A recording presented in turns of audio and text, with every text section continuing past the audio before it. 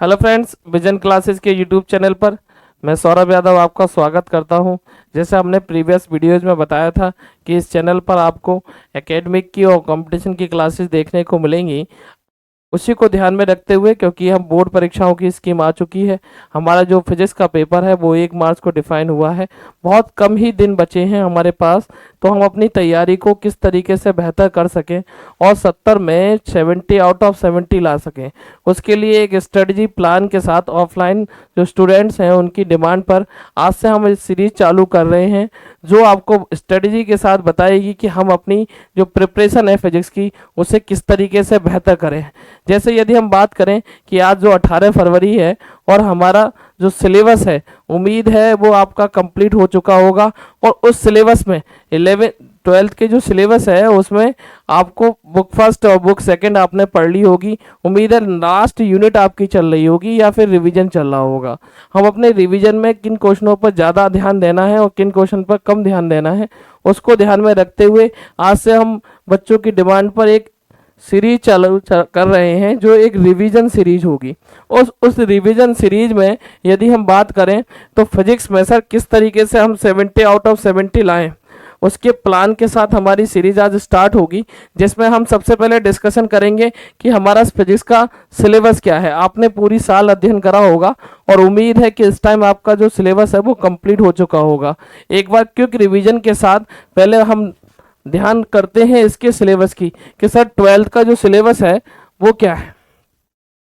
Dear friends, 12th का जो syllabus है वो क्या है उसको ध्यान में रखते हुए यदि हम बात करें 12th के सिलेबस की, तो 12th का जो सिलेबस है फिजिक्स का, वो सबसे पहले यदि हम बात करें बुक फर्स्ट की, तो इस बुक फर्स्ट में हमारी यूनिट देखने को मिलती हैं, वो देखने को मिलती हैं डियर फ्रेंड्स यूनिट 5।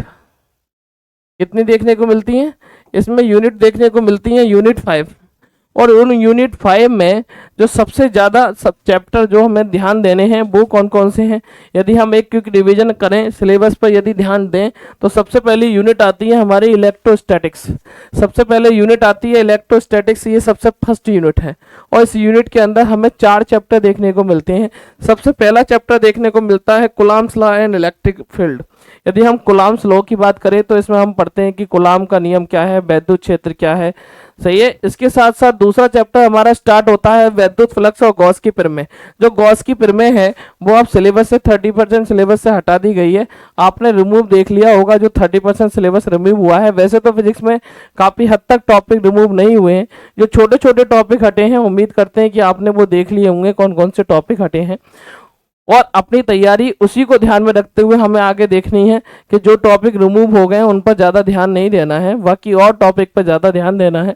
यदि हम तीसरे चैप्टर की बात करें तो तीसरे चैप्टर में आता है इलेक्ट्रिक पोटेंशियल। कौन सा आता है dear friends? Electric potential. Electric potential में हमें विभिन्न टॉपिक देखने को मिलते हैं कि सर वैद्युत विभव का व्यंजक ज्ञात कीजिए, वैद्युत विभवांतर क्या होता है, विभव और विभवांतर में क्या अंतर है। इसी के साथ हमारा ये लास्ट चैप्टर है पहली यूनिट का, वो है हमारा संधारित्र तथा परावैद्युत पदार्थ। संधारित्र तथा परावैद्युत पदार्थ। यदि संधारित्र और परावैद्युत पदार्थ की बात करें तो सबसे ज्यादा क्वेश्चन आता है कि सर बताइए परावैद्युत पदार्थ क्या होते हैं, संधारित्र क्या होता है, संधारित्र की धारिता का व्यंजक क्या है। इस तरीके से यूनिट हमारी पहली यूनिट में 4 चैप्टर हमें देखने को मिलते हैं। इसी तरीके से जो उससे ज्यादा इंपॉर्टेंट यूनिट है वो है करंट इलेक्ट्रिसिटी। यदि हम बात करें तो दूसरी यूनिट है हमारी करंट इलेक्ट्रिसिटी। इसकी में हम अध्ययन करते हैं कि सर वैद्युत चालन क्या है, वैद्युत चालन का अध्ययन करते हैं। और इसी के साथ हमारी जो यूनिट 3 है, यूनिट 3 में हमें 2 चैप्टर देखने को, 3 चैप्टर देखने को मिलते हैं, 7, 8, 9। 7, 8, 9। यदि 7 यूनिट की बात करें तो 7 यूनिट चैप्टर का नाम है गतिमान आवेश तथा चुंबकीय क्षेत्र। क्या नाम है डियर फ्रेंड्स? गतिमान आवेश तथा चुंबकीय क्षेत्र। गतिमान आवेश moving charges and magnetic field. गतिमान चुंबकीय क्षेत्र के अंदर हमें चुंबकीय क्षेत्र के विभिन्न मात्रक देखने को मिलते हैं। इसी के साथ अगली हम यूनिट की बात करें, अगले चैप्टर की बात करें तो चल कुंडली धारामापी का क्वेश्चन देखने को मिलता है। चल कुंडली धारामापी जो है वो सिलेबस का सबसे ज़्यादा इंपॉर्टेंट क्वेश्चन है और आपने अभी प्री बोर्ड आपके हो रहे होंगे उसमें देख भी लिया होगा। सबसे ज़्यादा क्वेश्चन आता है चल कुंडली धारामापी का। यदि हम बात करें इसके बाद पृथ्वी का चुंबकत्व और चुंबकीय पदार्थ। पृथ्वी का चुंबकत्व तो चुंबकीय पदार्थ एक थ्योरेटिकल चैप्टर है जिसमें हम पृथ्वी के चुंबकत्व की बात करते हैं, ईओ अपॉन बीओ की बात करते हैं कि सर इनमें रिलेशन क्या है, चुंबकीय क्षेत्र में क्या रिलेशन है और बीओ में क्या रिलेशन है। यदि हम बात करें वैद्युत चुंबकीय प्रेरण की तो हम देखते हैं इसमें वैद्युत चुंबकीय प्रेरण क्या होता है, वैद्युत चुंबकीय प्रेरण के नियम क्या है, अल्टरनेटिंग करंट क्या होती है, किस तरीके से करंट हमारी फ्लो करती है। और यदि हम बात करें लास्ट यूनिट की तो लास्ट यूनिट में हमारी आती है इस चैप्टर में वैद्युत चुंबकीय तरंगे। वैद्युत चुंबकीय तरंगों में एक ही चैप्टर देखने को मिलता है जिसमें हम रेडियो तरंगे, सूक्ष्म तरंगे, अल्फा तरंगे, एक्सरे तरंगे इनके बारे में अध्ययन करते हैं। इस तरीके से हमारी पहली बुक से लगभग अबव 35 क्वेश्चन 35 नंबर का पेपर आता है और इस 35 नंबर में सबसे ज़्यादा जो महत्वपूर्ण यूनिट है वो हमारी देखने को मिलती है, वो है सेकंड यूनिट।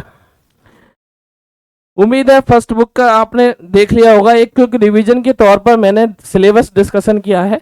इसी के साथ यदि हम बात करें डियर फ्रेंड्स कि सेकंड बुक की, यदि हम बात करें सेकंड बुक की तो सर सेकंड बुक में कौन सी चैप्टर आते हैं, तो देखिए बेटा सेकंड बुक में जो चैप्टर आते हैं हमें देखने को मिलते हैं, वो चैप्टर देखने को मिलते हैं। यूनिट स्टार्ट होती है हमारी सेकंड बुक में, यूनिट स्टार्ट होती है, वो स्टार्ट होती है 6 यूनिट से, जो फिजिक्स का हार्ट बोला जाता है। फिजिक्स के सबसे ज़्यादा चैप्टर जिस यूनिट में देखने को मिलते हैं वो यूनिट है 6। यदि हम प्रकाशिकी की बात करें तो प्रकाशिकी फिजिक्स का सबसे बड़ी यूनिट है जिसके अंतर्गत हमारे 9 चैप्टर आते हैं। डियर फ्रेंड्स कितने आते हैं? 9। और यदि हम मार्क्स की दृष्टि से देखें तो सबसे ज़्यादा नंबर की यदि कोई आती है तो वह है प्रकाशिकी। प्रकाशिकी का सिलेबस बहुत ब्रॉड है, उसको यदि हम एक क्विक रिवीजन के तौर पे देखें कौन कौन से चैप्टर हमें इसमें देखने को मिलते हैं, तो सबसे पहला यदि हम लाइट ऑप्टिक्स की बात करें कि सर ऑप्टिक्स कितने प्रकार की होती है, तो ऑप्टिक्स होती है डियर फ्रेंड्स 2 प्रकार की। कौन कौन से प्रकार की ऑप्टिक्स होती है? सबसे पहली प्रकार है ऑप्टिक्स का वो है लाइट ऑप्टिक्स। कौन सा है? सबसे पहला है लाइट ऑप्टिक्स और दूसरा है वेव ऑप्टिक्स। डियर फ्रेंड्स कौन सा है? Wave optics. यदि वेव ऑप्टिक्स की बात करें कि सर वेव ऑप्टिक्स क्या है, तो लाइट ऑप्टिक्स में हमें चैप्टर देखने को मिलते हैं, वो मिलते हैं सर हमें 13 से 17 तक। 13 से 17 तक। सबसे पहला यदि हम लाइट की बात करें तो लाइट में सबसे पहले आते हैं कि सर लाइट की प्रॉपर्टीज क्या हैं, लाइट के गुण क्या हैं, क्या क्या उसके सिद्धांत हैं, कौन कौन सी घटना लाइट में पाई जाती हैं, वो इसमें चैप्टर के नाम से जाने जाते हैं। इसी के साथ लाइट जो है वो डबल नेचर करता है, 2 तरीके से लाइट चलता है। एक लाइट चलता है हमारा, वो चलता है कणों के रूप में। किस रूप में चलता है डियर फ्रेंड्स? कणों के रूप में। और दूसरा चलता है तरंगों के रूप में।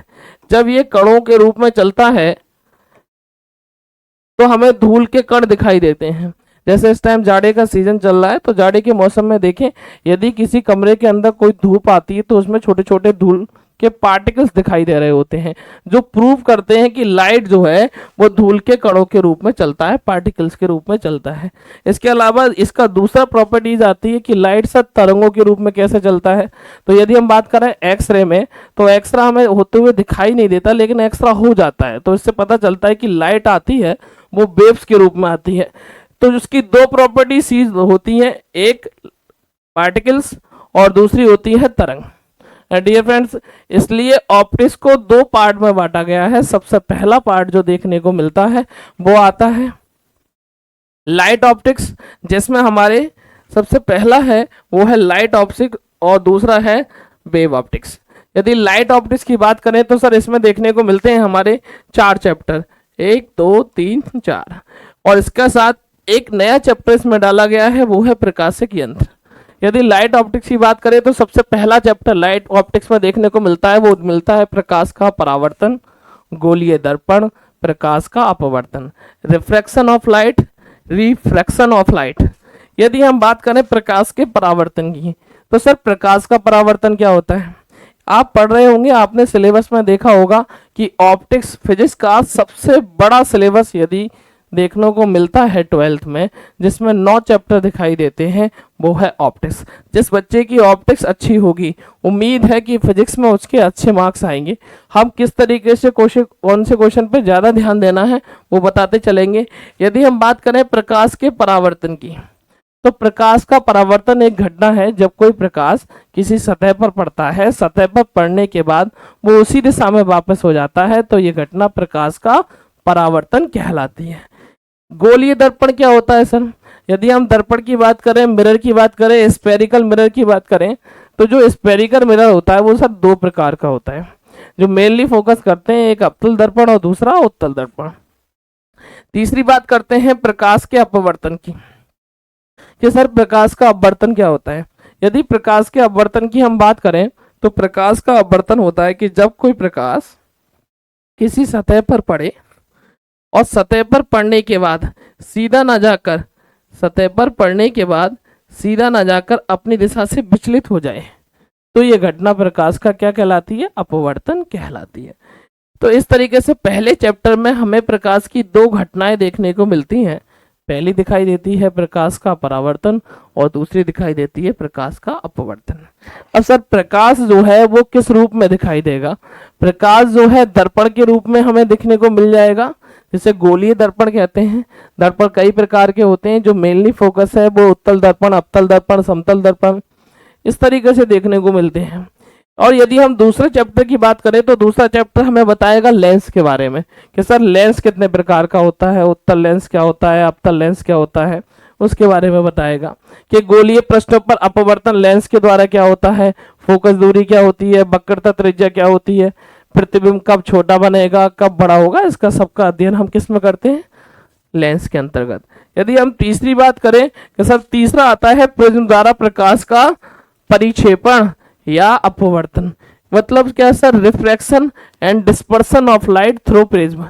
इसमें हम पढ़ते हैं कि सर प्रिज्म का अपवर्तनांक का सूत्र क्या होता है? n बराबर sine A plus delta M by two sine A by two, N plus A plus delta M by two,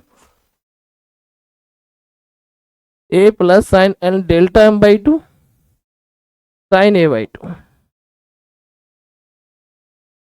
सबसे ज्यादा आने वाला व्यंजक देखने को हमें ये मिलता है कि सर व्यंजक क्या होता है इसका। इसके बाद यदि हम अध्ययन करें, वो आता है मानव नेत्र और दृष्टि दोष। यदि मानव नेत्र और दृष्टि दोष की बात बताएं कि मानव नेत्र में यानी मनुष्य की आंख में कौन कौन से दोष पाए जाते हैं। सभी जानते होंगे मनुष्य की आंख में जो दोष पाए जाते हैं, वो दोष पाए जाते हैं निकट दृष्टि दोष, निकट दृष्टि दोष जिसे मायोपिया बोलते हैं, निकट दृष्टि दोष। यदि हम दूसरी बात करें, तो दूसरा दोष पाया जाता है मनुष्य की आंख में, वो पाया जाता है दूरदृष्टि दोष। कौन सा पाया जाता है डियर फ्रेंड्स? दूरदृष्टि दोष, दूरदृष्टि दोष जिसे हाइड्रोमायोपिया बोलते हैं। तीसरा पाया जाता है, वो पाया जाता है जरा दृष्टि दोष। कौन सा पाया जाता है? जरा दृष्टि दोष। और चौथा जो कम से दिखाई देता है, वो दिखाई देता है सर अविंदुकता। कौन सा दिखाई देता है डियर फ्रेंड्स? अविंदुकता। यदि हम शॉर्ट देखें इसे, तो सारे के सारे दोष किस में पाए जाते हैं? पिया की आंखों में। इसमें पाए जाते हैं डियर फ्रेंड्स? पिया की आंखों में। हम इसे याद भी कर सकते हैं, मायोपिया, हाइड्रोमायोपिया और प्रेस मायोपिया। सही है। तो निकट दृष्टि दोष यानी इस दोष वाले व्यक्ति को पास की वस्तुएं तो दिखाई देती हैं, दूर की वस्तुएं दिखाई नहीं देती हैं। दूरदृष्टि दोष वाले व्यक्ति को दूर की ही वस्तुएं दिखाई देती हैं, पास की वस्तुएं दिखाई। इसका मतलब कलयुग वैसे ही चल रहा है, उल्टा होता है। ये कैसा होता है? उल्टा। जरा दृष्टि दोष, इसका मतलब जरा जरा दिखाई देता है उसे। इसका मतलब यह है कि हमारी आंखों के ऊपर प्रोटीन की एक लेयर आ जाती है, जिसके कारण हमें हल्का दिखाई देता है, जिसे मोतियाबिंद बोला जाता है। इसका ऑपरेशन किया जाता है और इस दोष को दूर कर दिया जाता है। जरा दृष्टि दोष होता क्या है कि प्रोटीन की एक लेयर हमारी रेटिना पर आ जाती है, जो हमारे रेटिना को कवर कर लेती है और प्रतिबिंब नहीं बनाने देती। इसके बाद जो दोष आता है, वो आता है अविंदुकता। इसके दूर करने के लिए हमें सिलेंड्रिकल लेंस की आवश्यकता पड़ती है। किस प्रकार के लेंस की आवश्यकता पड़ती है? सिलेंड्रिकल लेंस की। इस तरीके से हमारी जो है 5 चैप्टर देखने को मिलते हैं इसमें। एक प्रकाशिक यंत्र देखने को मिलता है। प्रकाशिक यंत्र यानी कि ऑप्टिकल इंस्ट्रूमेंट। क्या होता है ऑप्टिकल इंस्ट्रूमेंट? तो ऑप्टिकल इंस्ट्रूमेंट में हम पढ़ते हैं सर टेलीस्कोप क्या होता है, माइक्रोस्कोप क्या होता है, कंपाउंड माइक्रोस्कोप क्या होता है, इसके बारे में हम अध्ययन करते हैं। इस तरीके से लाइट ऑप्टिक्स के हमें 5 चैप्टर देखने को मिलते हैं। उसके बाद हमारी स्टार्ट होती है, वो स्टार्ट होती है वेव ऑप्टिक्स। वेव ऑप्टिक्स की यदि हम बात करें तो वेव ऑप्टिक्स में सर सबसे पहला चैप्टर आता है हाइगेंस प्रिंसिपल। तरंग प्रकाश की wave optics and Huygens principle. Huygens का सिद्धांत जरूर पेपर में देखने को मिलेगा, चाहे वो अपवर्तन हो चाहे परावर्तन हो। हाइगेंस का जो सिद्धांत कहता है, सबसे पहले हाइगेंस की सिद्धांत के 3 डेरिवेशन हमें देखने को मिलते हैं। आपने उम्मीद है पढ़े होंगे सिलेबस के अंतर्गत जब तैयारी करी होगी आपने। उसके बाद यदि हम बात करें जो चैप्टर दिखाई देता है वो दिखाई देता है व्यतिकरण।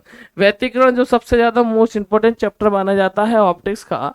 व्यतिकरण के अंतर्गत हमने पढ़ते हैं यंग का डबल स्लिट एक्सपेरिमेंट। सर इसकी फ्रिंज की चौड़ाई कैसे ज्ञात करते हैं। इसके बाद हमारा चैप्टर आ जाता है डियर फ्रेंड्स, वो आ जाता है डिफ्रैक्शन का, विवर्तन का। विवर्तन प्रतिरूप क्या होते हैं, फॉर्मेट क्या होते हैं, फ्रिंज कैसे प्राप्त होती हैं, व्यतिकरण और विवर्तन में अंतर क्या है। और लास्ट चैप्टर हमें देखने को मिलता है वो प्रकाश का ध्रुवण देखने को मिलता है। प्रकाश की पोलराइजेशन ऑफ लाइट में हम पढ़ते हैं सर प्रकाश कितने प्रकार का होता है। तो प्रकाश जो होता है वो 3 प्रकार का होता है, पोलराइज लाइट, अनपोलराइज लाइट और प्लेन पोलराइज लाइट। यदि हम बात ध्रुवित प्रकाश, अध्रुवित प्रकाश और समतल ध्रुवित प्रकाश, इसके में हमारे कुछ टॉपिक हटा दिए गए हैं। जैसे सर मेलस का नियम हटा दिया गया है, बूस्टर का नियम हटा दिया गया है, जो कि सबसे सरल टॉपिक थे। यदि हम निकालते हैं ध्रुवण कोण को तो n बराबर क्या होता है डियर फ्रेंड, 10 IP। क्या होता है 10 IP। इस तरीके से जो हमारी वेव ऑप्टिक्स है उसके 4 चैप्टर हमें देखने को मिलते हैं। ठीक है डियर फ्रेंड, कितने चैप्टर देखने को मिलते हैं, 4 चैप्टर देखने को मिलते हैं। तो इस तरीके से हमारी जो लाइट है जो लगभग 1 मंथ का टाइम ले लेती है सिलेबस पूरा कराने में। उम्मीद है आपकी ऑप्टिक्स कंप्लीट हो चुकी होगी और आगे की यूनिट चल रही होगी। यदि हम बात करें कि सर इसके बाद कौन सी यूनिट इंपोर्टेंट दिखाई देती है, वो दिखाई देती है डियर फ्रेंड्स, वो यदि यूनिट 7 की बात करें हम, तो यूनिट 7 में जो सबसे ज़्यादा इंपॉर्टेंट यूनिट चैप्टर दिखाई देता है वो दिखाई देता है हमारा यूनिट 7 में dual nature of radiation and matter दिखाई देती है। और इसमें सर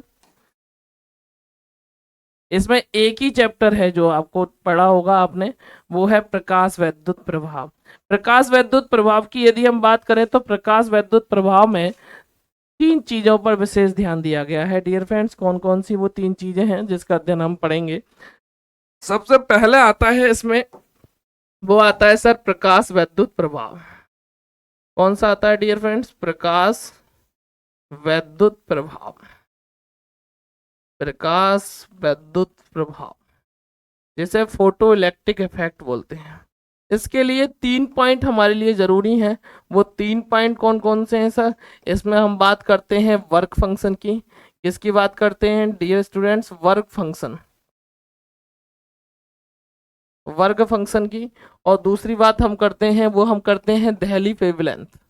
इसकी बात करते हैं देहली वेवलेंथ की।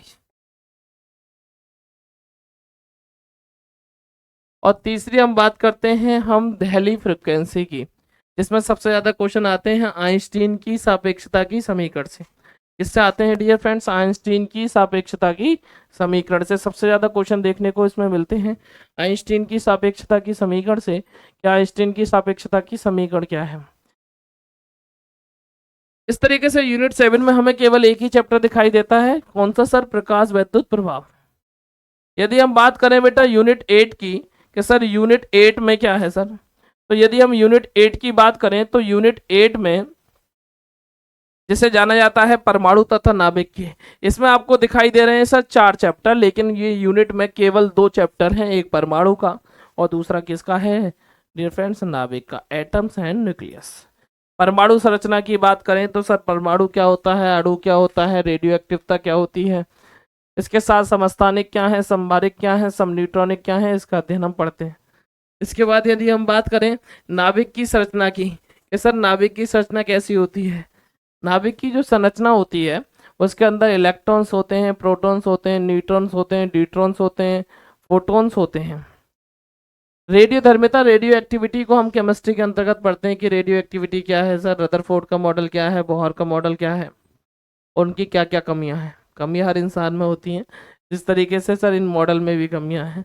इसके बाद हम यदि हम बात करें डियर फ्रेंड्स नाभिकीय ऊर्जा की, तो नाभिकीय ऊर्जा क्या है, न्यूक्लियर एनर्जी क्या है। न्यूक्लियर एनर्जी की बात करें तो नाभिकीय ऊर्जा का जो टॉपिक है वो अब हमारे 30% सिलेबस से हटा दिया गया है, फिर भी हम इस पर थोड़ा सा ध्यान देंगे। कौन से क्वेश्चन ज़्यादा इंपॉर्टेंट हैं। सबसे ज़्यादा जो यूनिट इंपॉर्टेंट है फिजिक्स के सिलेबस में 12th के, जिसे मॉडर्न फिजिक्स के नाम से जाना जाता है, वो है यूनिट 9। कौन सी है डियर फ्रेंड्स, वो है यूनिट 9। यूनिट 9 में यदि हम बात करें कि सर यूनिट 9 में हम क्या पढ़ते हैं, तो यूनिट 9 में दिखाई देती है हमें, वो दिखाई देती है सर इलेक्ट्रॉनिक डिवाइसेस। कौन सी दिखाई देती है dear friends, electronic devices. Electronic devices में हम पढ़ते हैं सर कि इलेक्ट्रॉनिक्स, जितने भी इलेक्ट्रॉनिक्स ऑपरेटर्स हैं वो किस पर वर्क करेंगे, इसका अध्ययन हम किस में करेंगे, इलेक्ट्रॉनिक डिवाइस के अंतर्गत। इलेक्ट्रॉनिक डिवाइस में सबसे ज्यादा आते हैं sir what is semiconductor. Semiconductor क्या है, एनपीएन सेमीकंडक्टर, एनपीएन ट्रांजिस्टर क्या है, पीएनपी ट्रांजिस्टर क्या है, जीना डायोड क्या है, इसका अध्ययन करेंगे। सबसे ज्यादा क्वेश्चन आता है डी डायोड से, जंक्शन डायोड। यदि हम पढ़ते हैं तो जंक्शन का मतलब आप जानते होंगे रेलवे से रिलेटेड है कि वह स्थान, वह प्लेस जहाँ पर दो से ज़्यादा डायरेक्शन में ट्रेनें आके मिलती हैं, वो कहलाता है जंक्शन। तो ऐसे ही हम अध्ययन करेंगे वो जंक्शन की कि सर कब एनपीएन आ रहा है, पीएनपी आ रहा है, पॉजिटिव आवेश आ रहा है, नेगेटिव चार्ज आ रहा है। ट्रांजिस्टर की बात करें, ट्रांजिस्टर यदि हम बात करें सर ट्रांजिस्टर क्या है, तो डियर फ्रेंड्स यदि हम ट्रांजिस्टर की बात करते हैं तो ट्रांजिस्टर जो होता है वो दो प्रकार का होता है। कौन कौन से, एक होता है सर एनपीएन और दूसरा होता है पीएनपी। कौन सा होता है dear friends, PNP. What is transistor, transistor क्या है, it means transfer of register. जिस तरीके से हम अपने नोट्स को रजिस्टर में नोट कर लेते हैं, उसी तरीके से जो ऑपरेटर्स हैं, जो इलेक्ट्रॉनिक डिवाइसेस हैं, वो अपनी मेमोरी को किस तरीके से सेव करेंगी, वो ट्रांजिस्टर के द्वारा करती हैं। ट्रांजिस्टर दो प्रकार के होते हैं, एनपीएन और पीएनपी। सर इसके बाद हमारी आती है डिजिटल इलेक्ट्रॉनिक्स। डिजिटल इलेक्ट्रॉनिक्स में क्या आते हैं, डिजिटल इलेक्ट्रॉनिक्स में देखने को मिलते हैं हमें गेट।